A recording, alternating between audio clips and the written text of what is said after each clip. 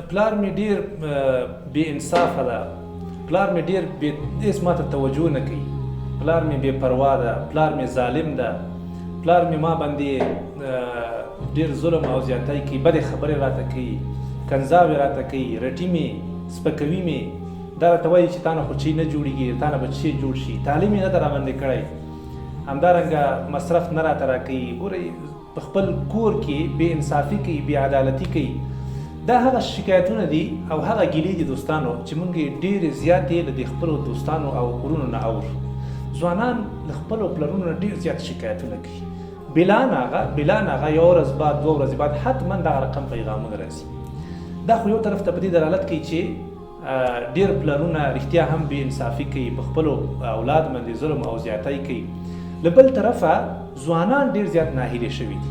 نو ای ځوانه زه تا ته دا وایم چې ته اوس د دې پلار سره اخر څه کوې؟ له دې ستوني نه رانیسې، له دې ګریوان یې رانیسې، راچپه کوې، ظلم او زیاتی پې کوې، بېرته د کنځا جواب په کنځا ورکوې که څه کوې؟ دا خو ته نشې کولی. او که نه ټول عمر په همدې غمونو کې کښېنې. شپه ورځ زړه خوري ځوان کرار ناسته. ولې ناست یې؟ ولې خفه یې؟ ځکه چې پلار ماته حق نه ده راکړی، ځکه چې پلار ماته ترقي نه ده راکړې، ځکه چې پلار ماته کور نه ده اخیستی. نو چې نه ده اخیستی نو اوس رای حل څه ده؟ حل دا چې ته اوس حساب و کتاب ورسره کوې، څه ورسره کوې او که ټول عمر په غمونو کې تېروې. ګورئ دوستانو دا په هېڅ وخت کې هم رای حل نه ده چې ټول عمر ته په خفګان کې تېر کړي او له پلار نه هره ورځ ګیلې کوې او شکایتونه کوي. د دې حل دا ده چې دا ته یو فرصت وګڼې د خپل ځان لپاره. دا باید ته یو فرصت وګڼې. باور په الله وکړي. هر څوک چې په خپله باندې همت وکړي، کوشش وکړي او جدوجهد وکړي، الله جل جلاله به ده ته ترقي ورکوي او خوشحالي به ورکوي. دا په هېڅ وخت کې هم معقوله نه ده چې یو ځوان، هغه ځوان چې هغه پیاوړتیا ولري، هغه ځوان چې هغه وخت ولري، هغه ځوان چې هغه عقل ولري، هغه د بل چا په انتظار کې. یو تاجر وایي زه په هغه وخت کې ډېر زیات تاواني شوی یم کله چې زه د بل چا په تمه باندې کېناستلی یم. صحیح شوه؟ ډېر خلک د هغه د بل چا په تمه باندې ناست، د خپل ځان د بل چا په واک کې ګڼي. همیشه لپاره دا فکر کوي چې زه د بل چا لاس لاندې یم، د بل چا د کنټرول لاندې یم، زه ذره بره حرکت نشم کولی او که لږ غوندې حرکت مې وکړ نو ما ته به دا مشکلات متوجه شي او داسې به شم او هسې به شم. دا هسې یو غرونه دي چې تاسو ځان ته جوړ کړي دي. په دې باندې ګورئ دوستانو په انتظار په هېڅ وخت کې مه کښېنئ چې تاسو ته به نور خلک خوشحالي راوړي. که پلار هر څه کړي دي، هر څه یې کړي دي خو اوس خو شوي دي که بس الله به هغه سره حساب و کتاب کوي.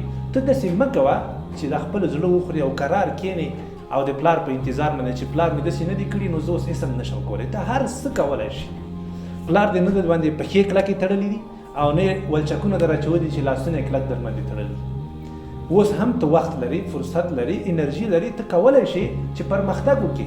باور په الله وکړه چې ته کله هم کوشش وکړې، همت وکړې او کلکه اراده وکړې، دومره یو لوړ مقام ته به رسېږي د الله په توفیق سره چې سبا به همدغه پلار تا ته بیا ضرورت لري. همدغه پلار به سبا ته راجګېږي او ستا به قدرداني کوي.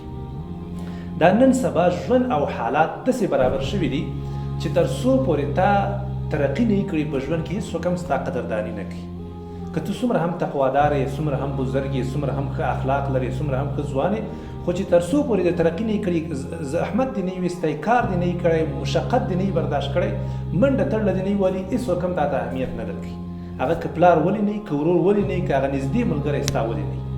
نو ای ځوانه ته د دې زما د دې خبرو نه له دې حالت نه عبرت واخله او کوشش وکړه چې په خپل ځان باندې باور وکړي.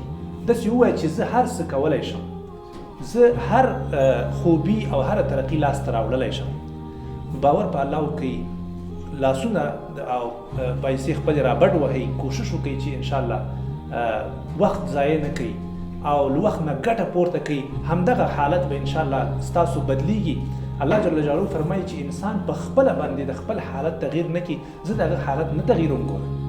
نو کوشش وکړئ چې د پلار په انتظار کې نه دی. پلار چې هر څه کړي اوس یې کړي دي، خو تا سره وخت شته ده. سبا که ته ترقي ونه کړې او همداسې پاتې شې بیا ستا پلار څوک نه ملامته کوي، تا ملامته کوي، وایي دی بې همته ده.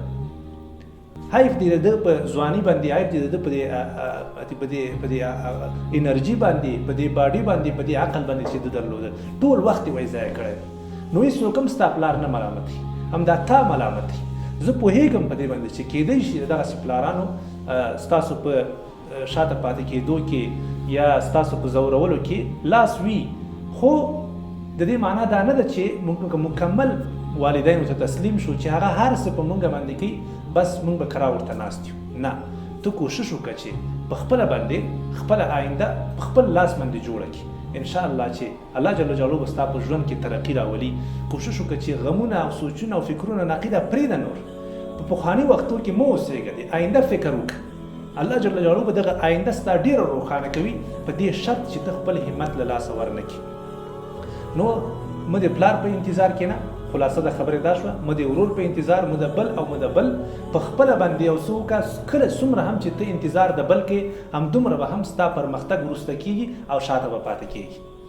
الله جل جلاله کې چې ته په دې زما په دې خبرو باندې پوه شوی، کوشش وکړه چې بل څوک ملامت نه کړي، خپل ځان ملامت کړه چې دومره وخت دې ضایع کړی ده، او د آینده لپاره وخت مه ضایع کوه.